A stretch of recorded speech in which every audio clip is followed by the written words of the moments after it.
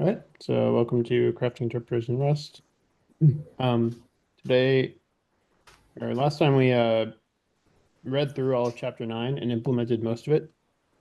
Because we have the parser done already, it's not that much code to add the implementation for evaluating these control flow things. Uh, but I don't think we got to all of it. I think the only thing we had left maybe was for loops. And we had to implement those a different way because in the book, he implements it by basically desugaring a for loop into a while loop plus a few statements. See if I can find where that is. Yeah. So he takes the for loop and then turns it into the AST for this while loop instead of directly into an AST for a for loop. So we're not doing that. We have different AST nodes for a for loop. So we're just going to directly put it into that and then evaluate those nodes, um, treating it just like the rest of the language. So we didn't do that last time, so let's do that this time. Okay. So here we are.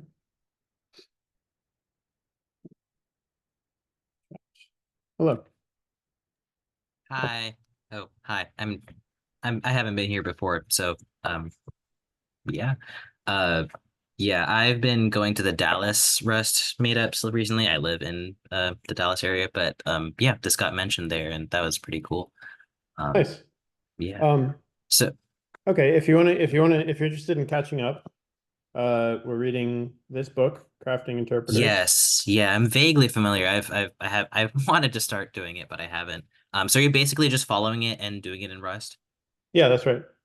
It's Cool. yeah, I Is think it's there in Rust. a Git repo that you guys have? Yeah, there is. I will link it, and there's also Tim in here has done the work of linking the recordings of previous meetings in the README of that repo. So there you go. Okay, that's wonderful. Thank y'all. No worries. Nice. Yeah, and we're at the end of chapter 9 out of many more than 9. But so basically the structure of the book is like we're making this language, and then here's Mhm. the most obvious way to do it, Okay. where you make an abstract syntax tree and then just interpret the tree nodes directly. So that's what we're doing right now. And then there's a way to And get faster. Yeah, go ahead. sorry, it starts as interpreted language, right? Yeah, it's interpreted the whole time. Okay. But the second way that the interpreter is implemented is more of a Python style, where you sort of compile the language into chunks of bytecode, and then the Okay. interpreter interprets the bytecode, which can be faster. So we're not Okay. there. Yeah, We're not yeah. nearly there yet, but we're just doing a straightforward interpreter pass right now. Okay. Cool, cool. Yeah. All Well, right. that's nice. I will probably spend some time reading the repo and history of it, but that's so cool. Yeah. Yeah. Are there any thoughts or plans for perhaps after you guys complete the book, or is that just like when it happens, we'll get there? Well, this is the Charlottesville Rust meetup, like Charlottesville, Virginia. Um, Mhm. Before we started this series, we scheduled occasional talks, so we probably just go back to doing that. Um, Okay. so it doesn't since it's online, it doesn't matter if anybody's in Charlottesville. If you have something you want to talk about, I'm sure we would be happy. Cool. There was actually very recently, well, literally yesterday. Yeah, yesterday was the Dallas meetup. We did talk about Bevy and ECS, like the game Mhm. engine. So yeah, I was considering probably creating a presentation or a talk on that. So I would love to, if I actually get to doing that, then I would love to represent it here. But try to contact y'all, and would Meetup be the right place to contact you guys on that? Yeah, and Paul in here is sort of the founder of the group. Cool. You guys don't run a Discord or anything, do you? Nah, not to my knowledge. Okay, cool. Alrighty. Well, thank you. I will get back to watching. Yeah, welcome. So, let's see. Let's see if I can sort of figure out what so I'm guessing like, so he desugars it into like a locks while loop plus some other things. We can just do the same statements in Rust as what he desugars into. Let me find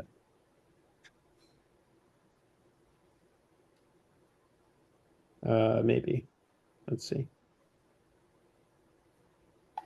Yeah, I think that'll work. We can try to create AST and just recursively call the function to process it. Well, we did a while loop not recursively, just using a Rust while loop. Yeah, I mean, I want to try to reuse processing for while statement for statement instead of implementing a second copy of the same logic. Okay. Yeah, that's worth a shot. But don't Most you of have the to like, you logic- have to add this stuff into the loop body, right? Or at least this, you have to add the increment. Yeah, that should be easy. Okay, I'll try to do it. So we're gonna, so while it's gonna recursively call statement, while statement with the condition in the body. But the body can't be the original body. It has to be the version modified to have the increment in it. Okay. So let's see, is a var declaration? Yeah, okay. So what we need to do is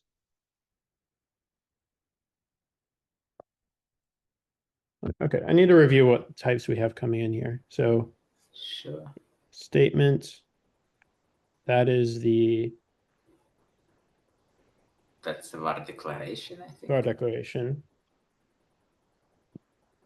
So we just shove it in the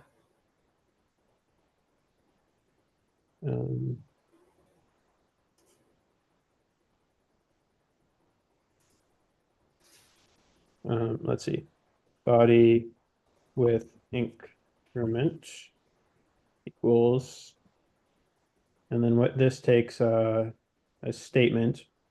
So I need to be able to construct another statement. That's two statements.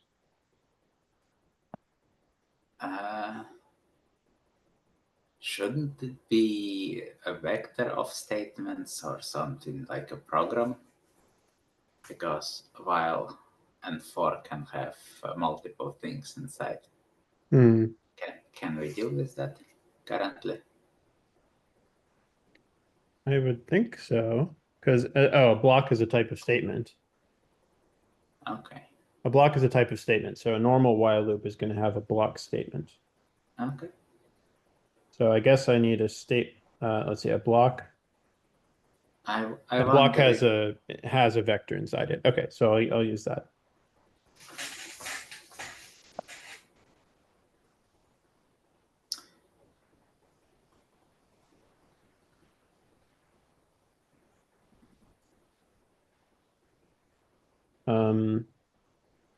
Let's see, so increment goes at the end, but that's an expression. So I need to turn it into a declaration somehow. And then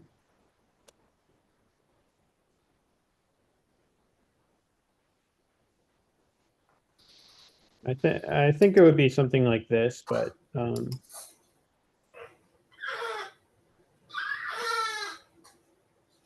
all right. So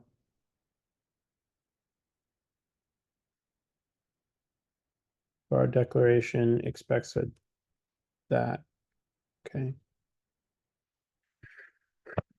Getting the types to line up is just tedious. All right, so that.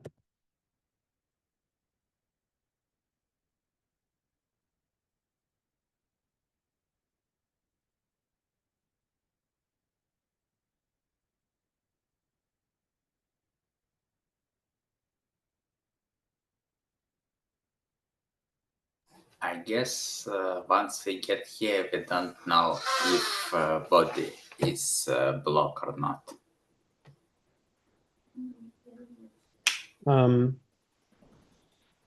Yeah, body doesn't need to be a block. Does it? Because we're making a block so that we can have multiple statements. But body, we just need to figure out how to turn this into a declaration. So I guess it's a declaration statement body, right? Body is already a box statement, and then this constructor takes a box statement. So that's correct. And then this needs to be declaration statement of this, except this is not a statement. It's an optional expression. So, okay.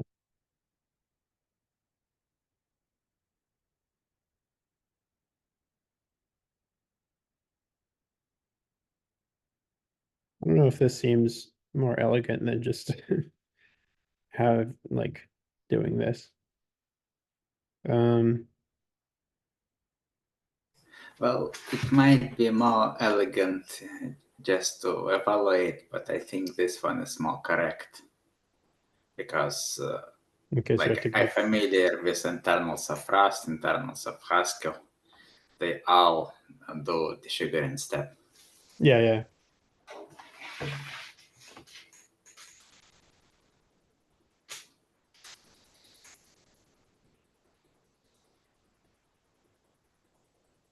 Okay, so what do we need to do here? If increment can be none because it can be you can, I guess the for loop, it has an optional increment. So if the increment is, let's I think I'm gonna do this to get the increment for no.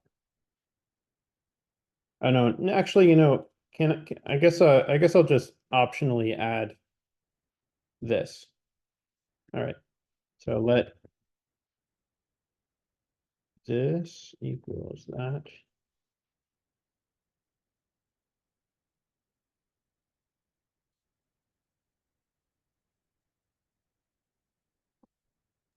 I don't think you can. You wouldn't know if it's a block or not.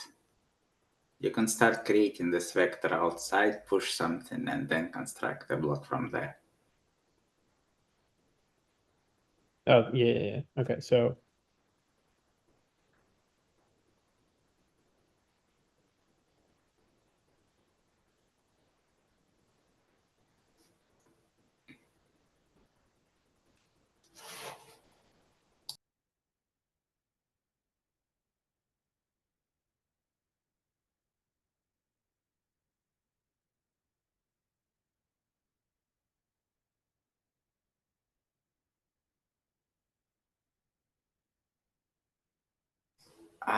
You can probably do something like body underscore declaration dot extend increment map and wrap it with the statement. Just by taking advantage. That's yeah, you'll probably have to spell that out. but up to you. Should this be legal? Box new.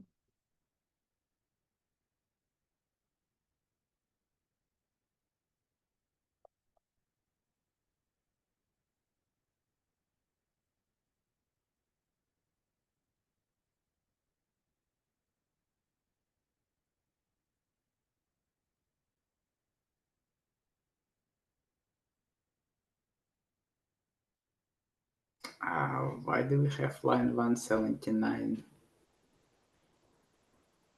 Because I'm literally translating what he's doing.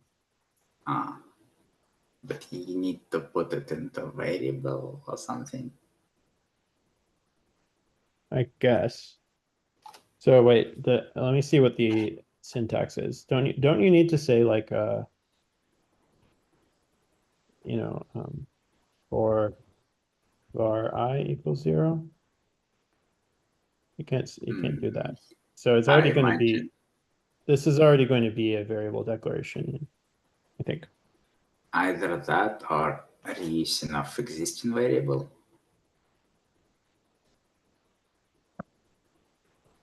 Can you do that? Let me see if his desugaring indicates that you could do that. Oh yeah, okay. He's doing what we were doing.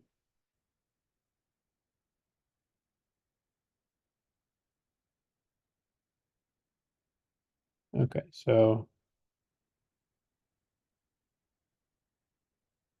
condition is null, condition equals true. Yep. Body's new while statement.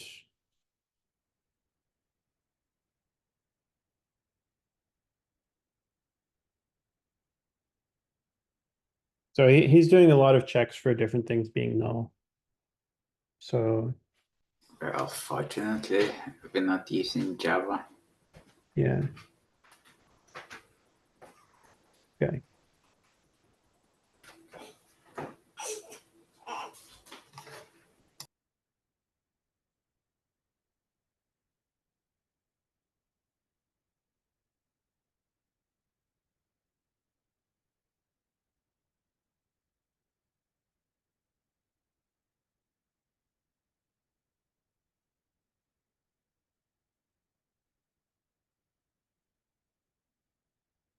Right. When can I do that?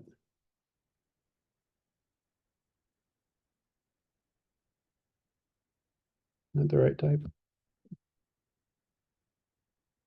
Spec declaration. Maybe because not everything in here. Yeah, why can't I do that? Oh.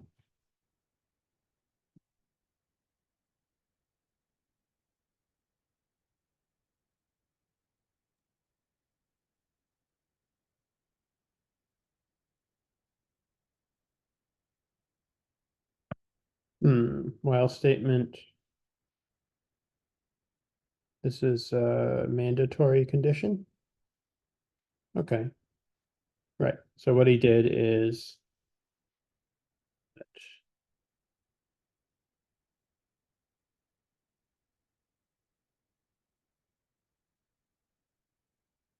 okay.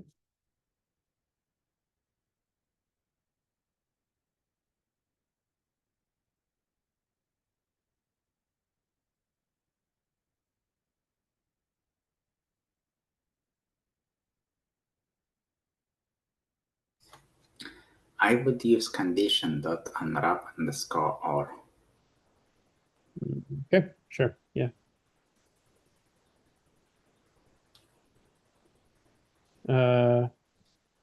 Expression And true.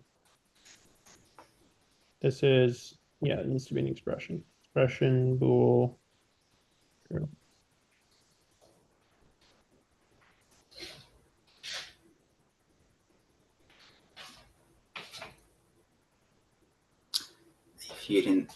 if you rename it from cond to condition, it should just work.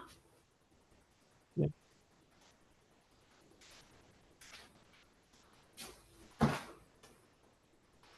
We need box. In that case, you need to get the condition back. Condition colon this. Okay, almost there.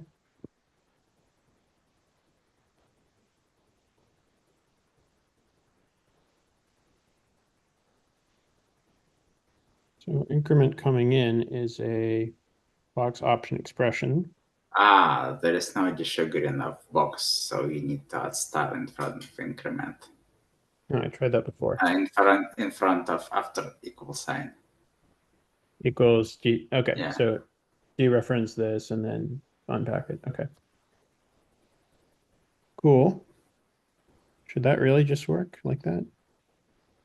Guess we'll find out. First line looks a bit strange when you simply, Hmm. yeah, this one, it does nothing.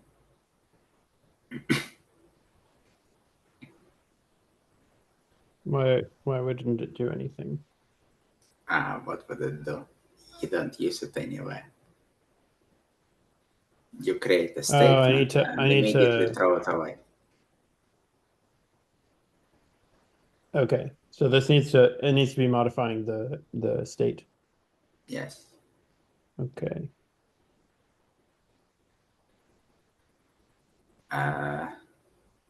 Right. So we need to be interpreting statements here, but not just returning them. Okay. Yes. So interpret that with state, and then The one we made. Yeah. interpret this.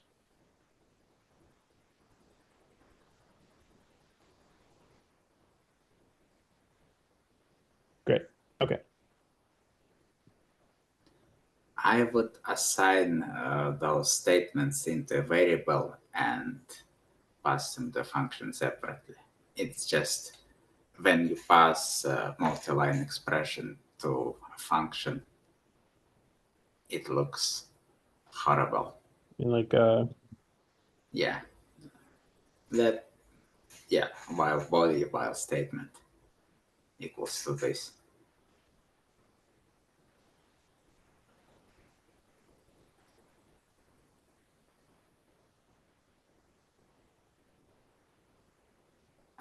First one is not too bad. sure. Okay, that's fine. Let's write a test.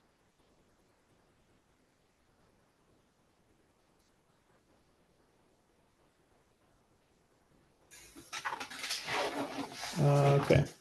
So this is a for loop. Let's make a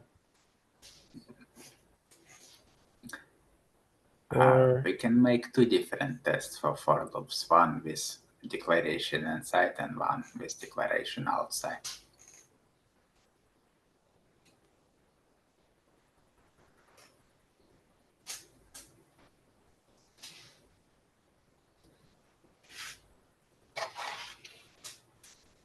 let's see. If I start at 1 and then increment, or if I start at 0 and increment it 10 times, it should be 10 at the end.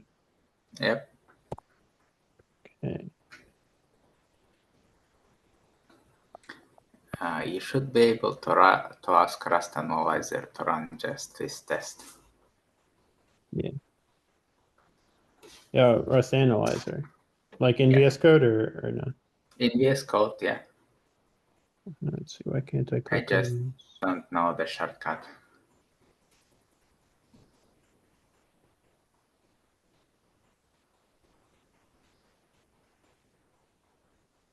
Yeah. Never Figure it out mind. later.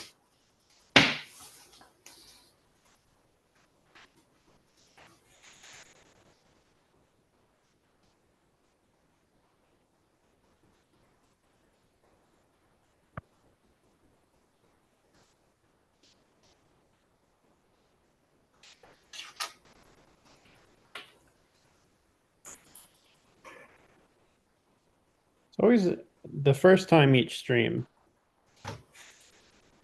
takes forever to compile, and then after that it's fine.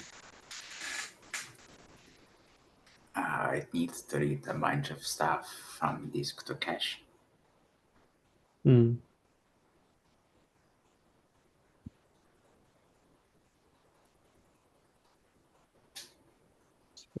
Okay.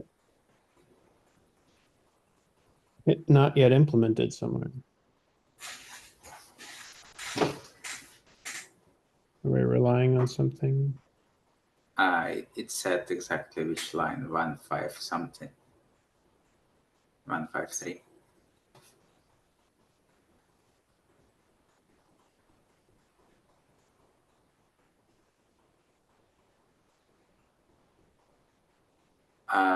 This one is variable declaration with assigning value, and the second one is, let's print what we pass.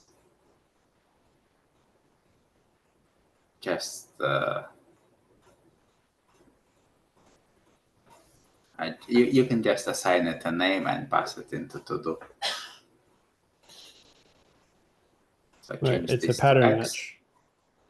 Yeah, you change this to X and as to do parens quotes then X inside. It takes a string. So quotes colon question mark. Yeah, that should do it.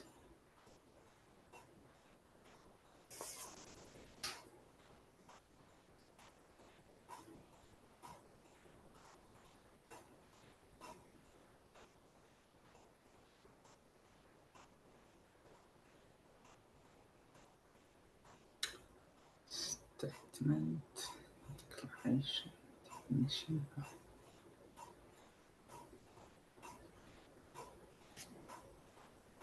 Is it like doubly nested here?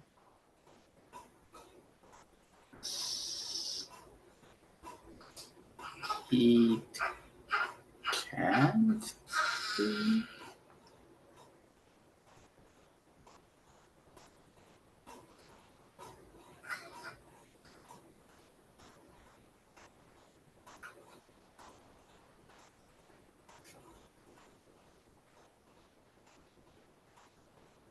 Okay, so it's the first thing though. Is there also a declaration var? Yeah, didn't we go twice? We sort of did it doubly nested. So declaration statement.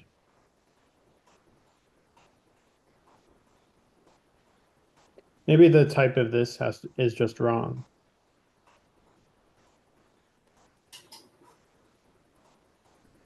Should it be declaration? I don't know. Maybe. Feels weird because think- it was a statement in the grammar.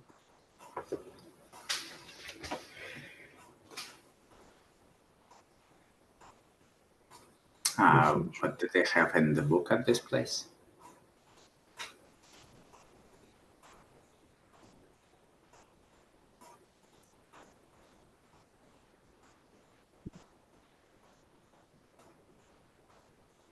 Sure.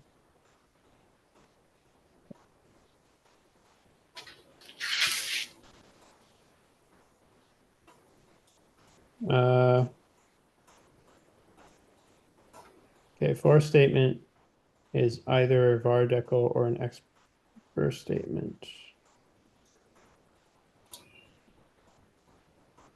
Which is an expression. Okay, so what we can try is to go back to that to-do statement, remove underscore, remove that whole branch, and ask a Rust analyzer to fill in what should go there, and see how it can be reasonably handle those. Probably this, right? Because we put, didn't we? Yeah.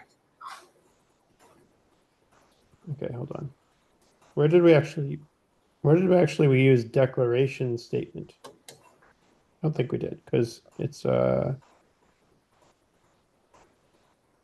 here. Okay. So it should be var decal. And then figure out the yeah, or just handle declaration statement. We can do that. Okay. I think we can just evaluate it.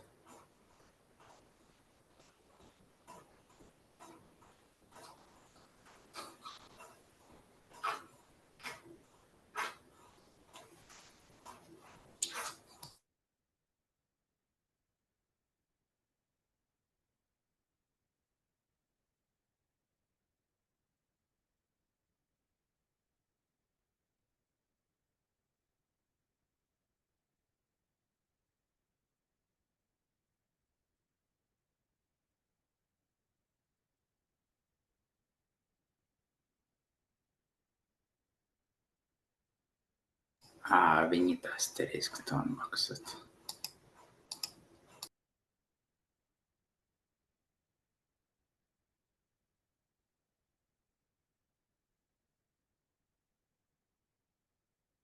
Mhm. Still slow. Yeah. It just passed. Not expected to just pass. Once we handle that. Okay. Nobody expects Spanish Inquisition. Yeah. Okay, so I'll leave these other ones as underscore, maybe. Or no, I'll just leave them as to do.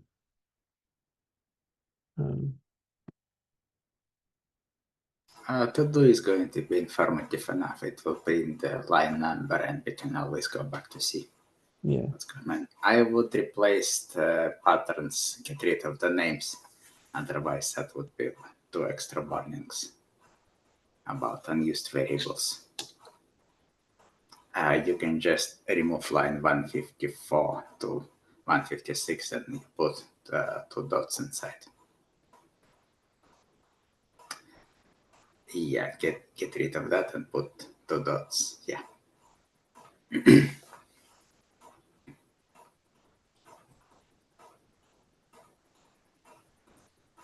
Okay, what was the other test you wanted to write for loops? We can declare the variable outside and use the variable inside. Sure. And have 2 statements in the body for a change.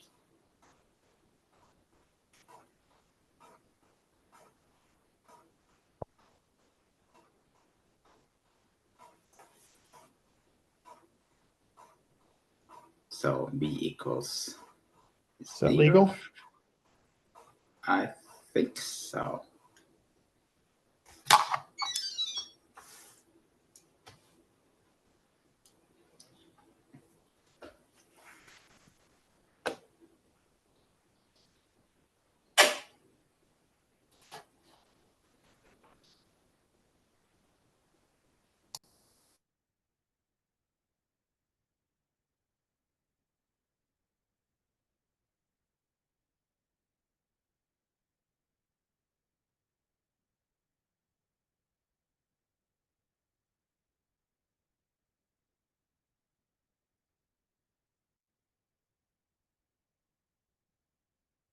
Passes. Nice. Cool. All right. Well, you can add a check for variables here as well, but it should probably pass. Yep. Awesome. Cool. All right, now we've got for loops. Is there anything else in chapter 9?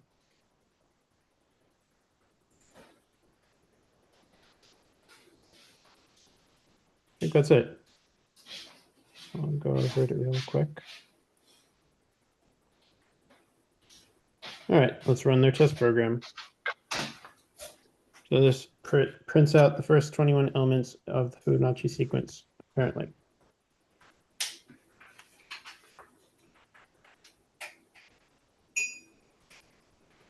So yeah, I think I like a test folder.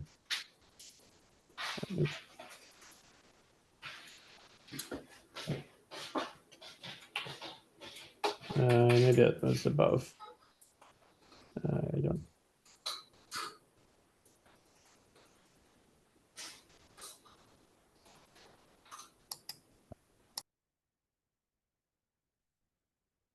Okay. And got if this is like an entry point. Fib.locks. That doesn't look great.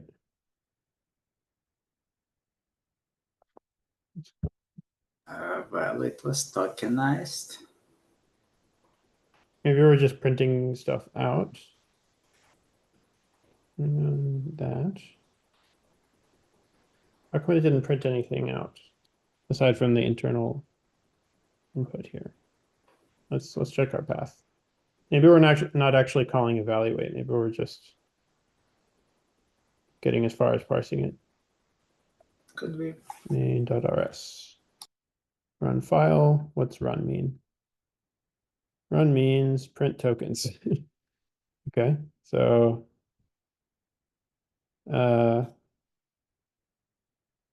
let's see, what was the best way?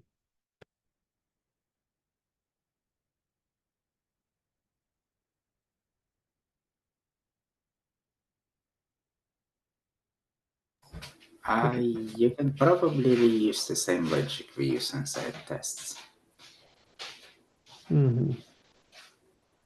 Okay. Program.new. Yeah.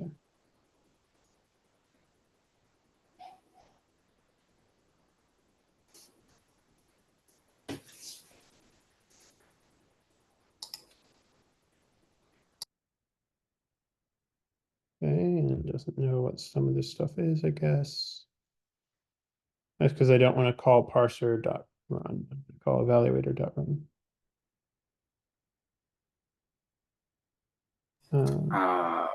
We need either to import or to qualify a few things.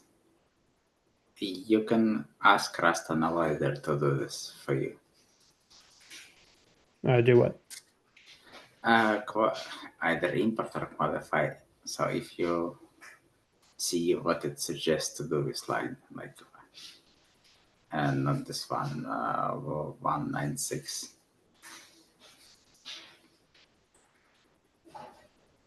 Where? Sorry. Go back to, see what it.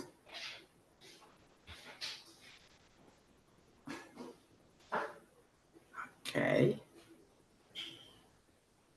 Extract and bind. What? Well, because the thing is this function is in parser.rs, but I want to put it in evaluator.rs because it's not just parsing anymore. It's evaluating it. Maybe we should not have it inside parser. We should move it into main. And from main we can import it. That's fine.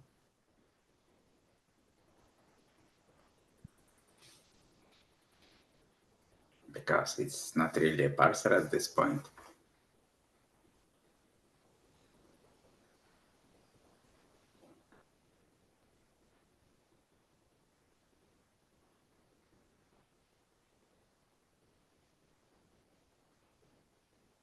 We need to mark a few things pub.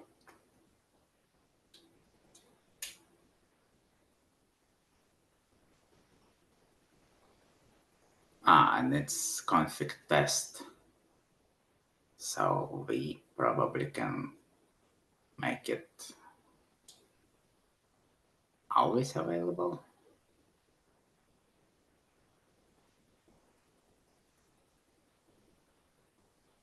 This was before pub use. Parse. That was in parser, right? Yep.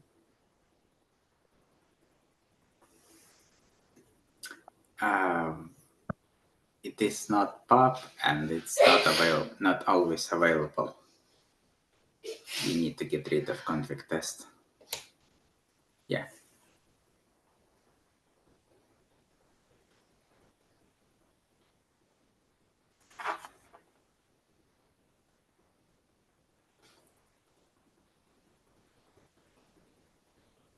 I need to import that as well.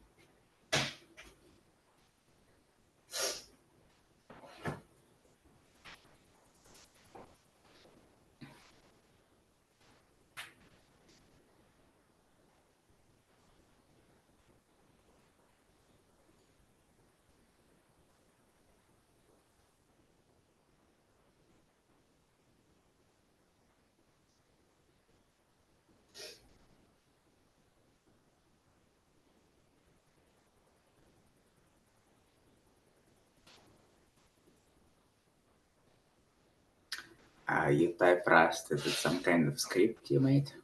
It's just an alias.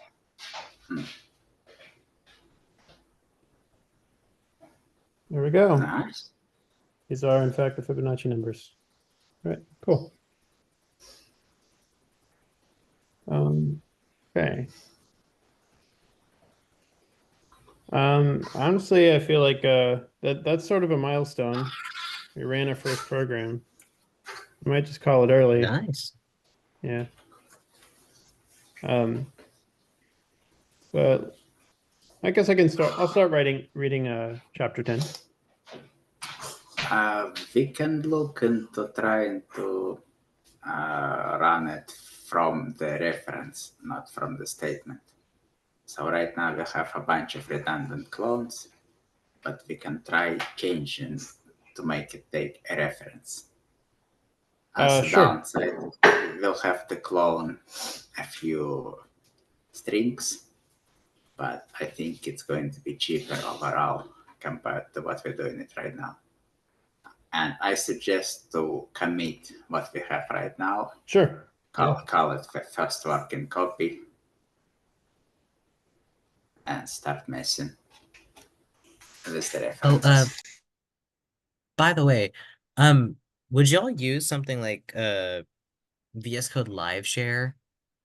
Oh, yeah, we did that before. Okay. But yeah, recently it's just been sort of me and coding and then other people saying what to do. Are you interested? Yeah. I'd suppose, yeah, sure. I don't know. So up to like right now, I just figured I would watch and kind of get vaguely accommodated. I haven't actually followed crafting interpreters before, nor have I written one, so Mhm. it's my first time seeing it in both Rust and in general. So Cool. Yeah, definitely. I suggest.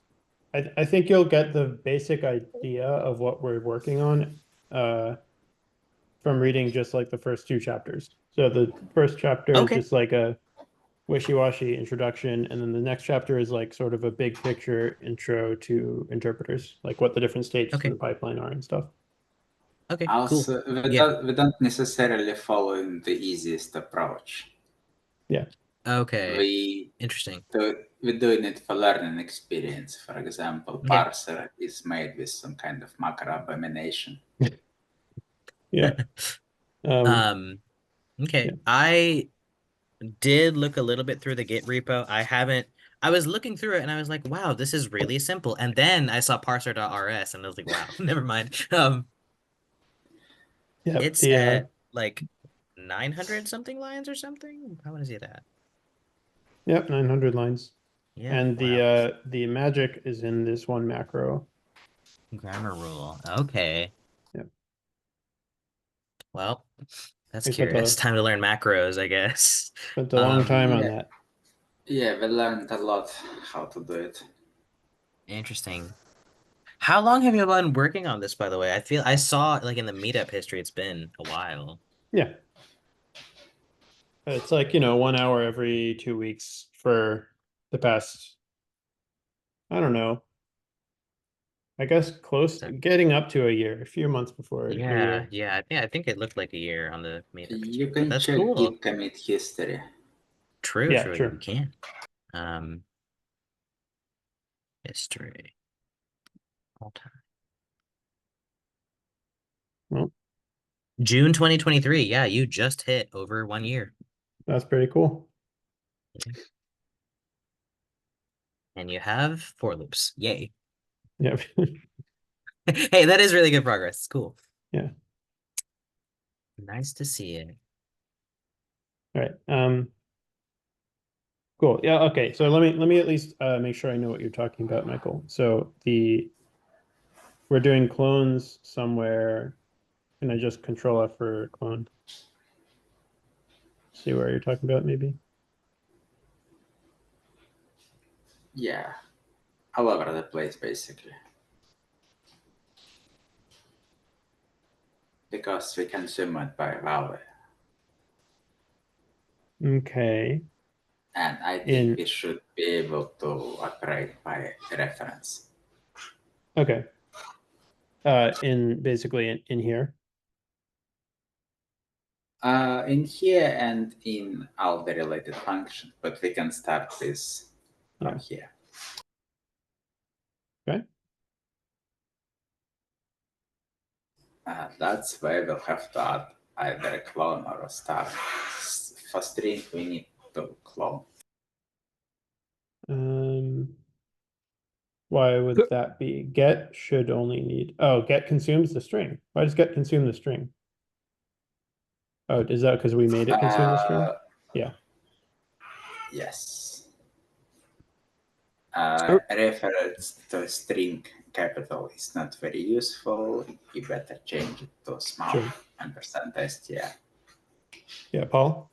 Were you gonna Yeah, I say was just wondering if there's like any tools in Rust to be able to go from when you're cloning to references, like when you have a lot of instances of that, to make it a little less painful. Rust Analyzer is capable of doing structural search replace, but we cannot do it just mechanically because we'll have to change the logic a little bit. Okay.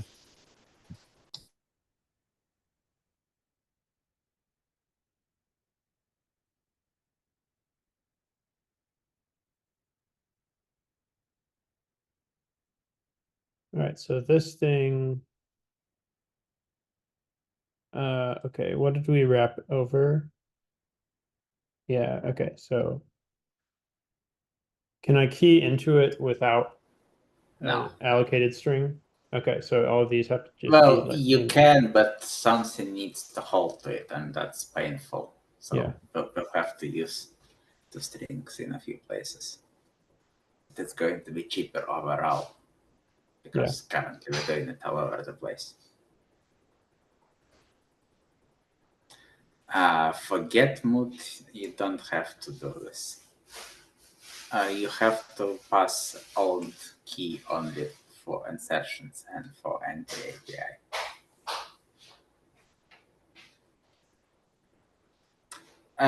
If you open the implementation of get mute, you'll see that it takes not key, but borrow of key.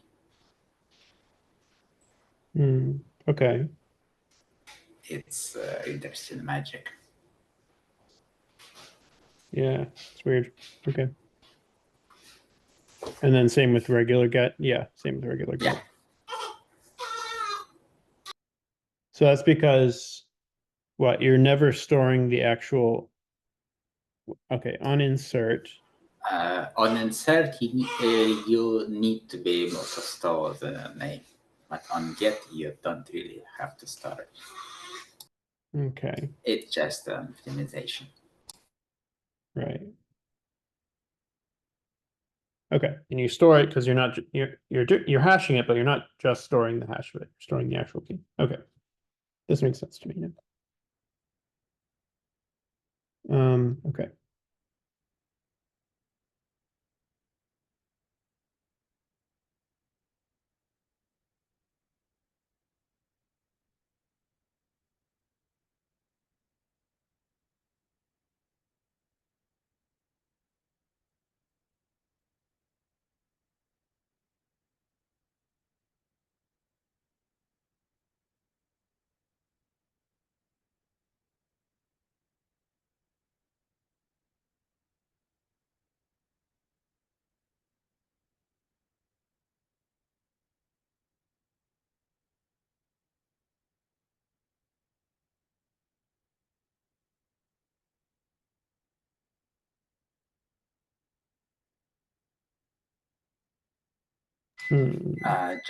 Just pass another ampersand should be enough to deal with that.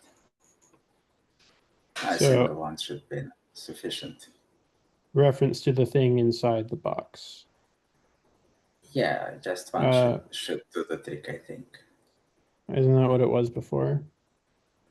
Okay. No. Oh, okay. I see. It was that. So it needs to be. I don't get that yet. Box implements a whole bunch of interesting traits. Yeah. I think one in use here is called deref. Yeah, dear. Yeah. Okay. So this one,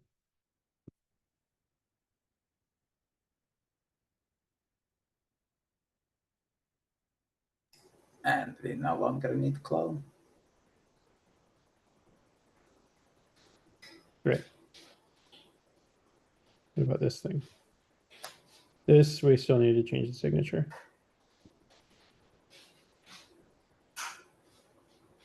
Okay. Um,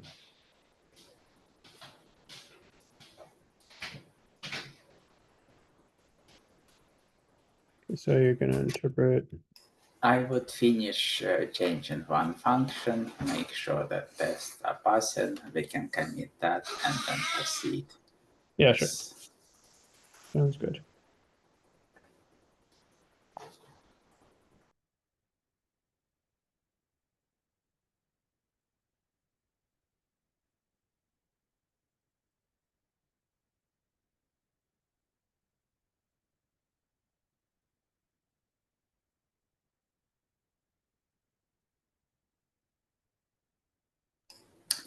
Hey, Victor.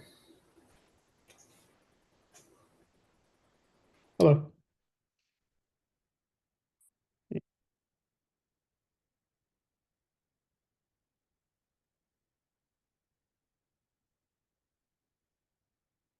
are you still complaining about?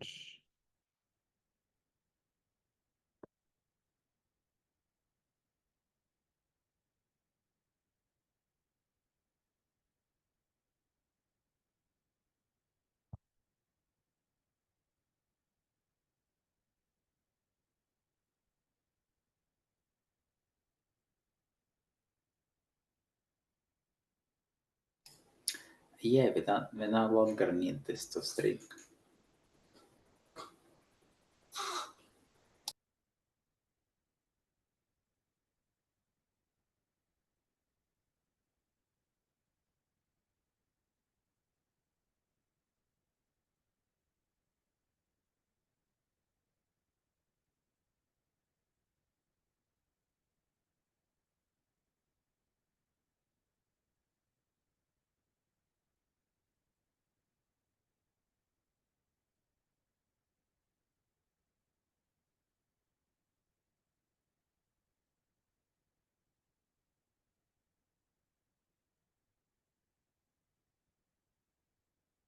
Okay. It all That's passes, expected. except for the one that's supposed to fail still. Yeah, let's commit that and mess some more.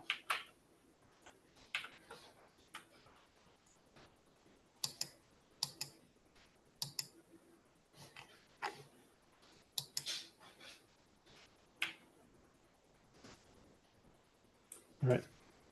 So now this is the change, right? Okay.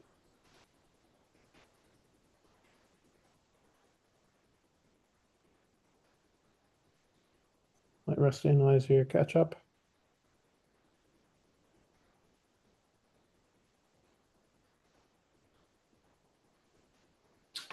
We can change it to slice of declarations. Sure.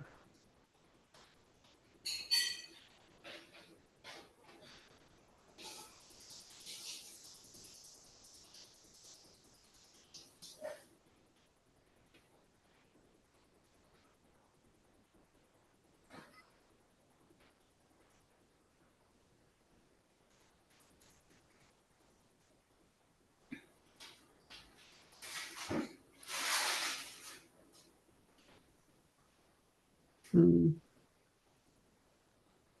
What's going on?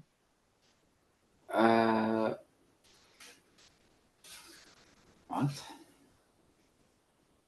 It was this. It was, so we have a reference to box.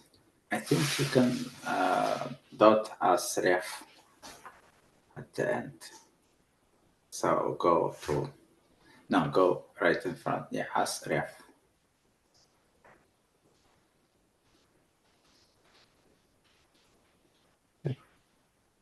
So So as ref is implemented on option, it takes a reference to option of t and changes to option of reference to t, and box implements the ref, so it just forwards it.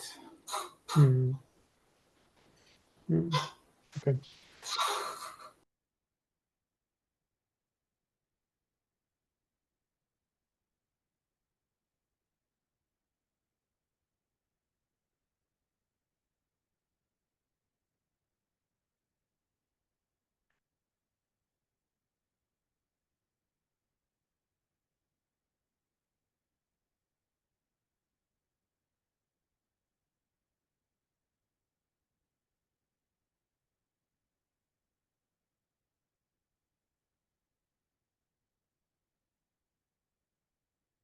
I think we need to use clone here.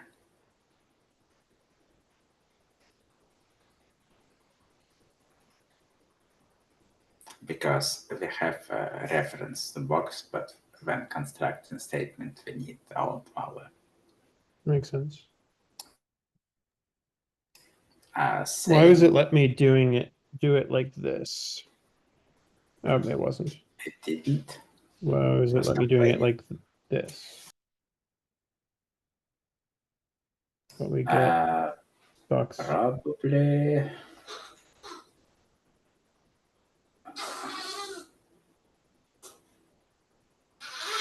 It wraps this. Okay. This clone makes more sense to me.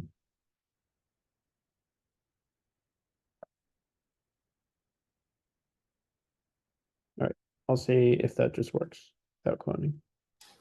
I don't think it would just work. Maybe we pass it by a value somewhere above that we'll have to change later. Here, I think.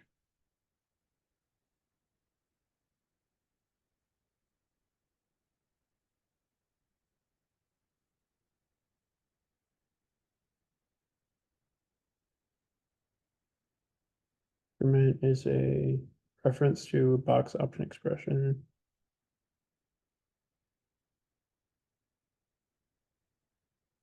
Is dot as ref. I can't keep track of all the ways it's layered. All right, so now increment inside here, reference to an expression. So this needs to be cloned. Yep. Okay. Right. For trig and box, almost always can be ignored except for pattern matches and other things.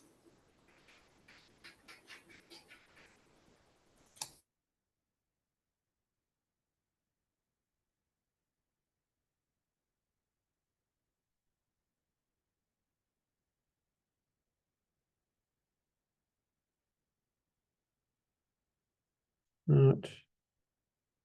Okay, so right now, this is a reference Reference to box. to a box. Well, we're trying to constrain something, construct something owned, so we have to clone it either way.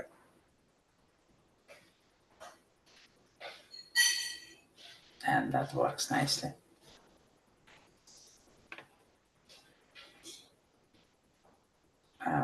Probably same here. No? We need to add 10% in unwrap or.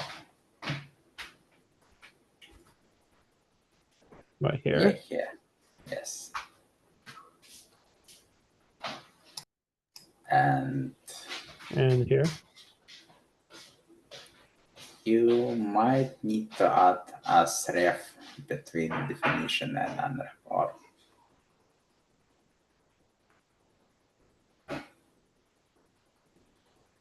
And get rid of 10% in front. Okay, let's see, what was this again? This is a option expression. Reference to it. So is We this, still need option to call unwrap or.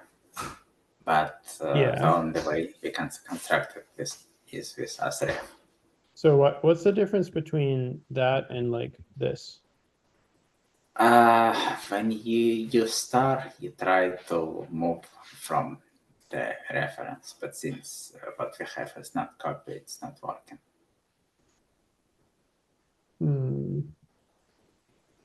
Okay.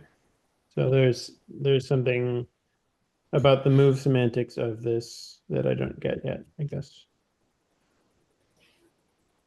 Okay.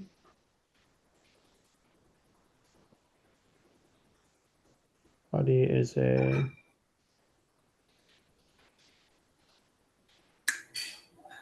We can do clone for now, but later we'll change it to slice. yeah. Isn't it a lot of the things we just did for that pass into interpret will change if we change this, I think. Yeah. Okay, let's make sure the tests.